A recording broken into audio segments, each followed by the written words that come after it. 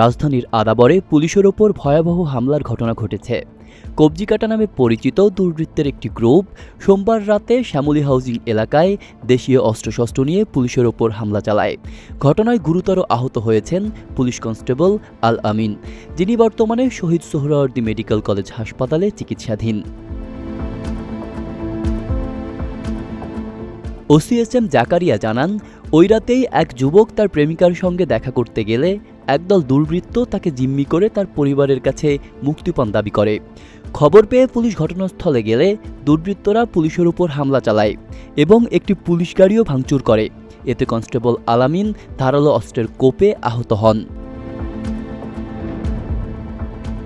ঘটনার পরপরই পুলিশ ও সেনাবাহিনীর যৌথ অভিযানে ঘটনাস্থল থেকে ১০২ জনকে সন্দেহভাজন হিসেবে গ্রেপ্তার করা হয়।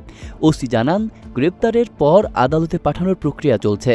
এলাকাবাসীকে নিরাপত্তা নিশ্চিতে অভিযান অব্যাহত থাকবে বলেও জানান তিনি। আব্দুল্লাহ রাফসান জনি, ঢাকা প্রকাশ।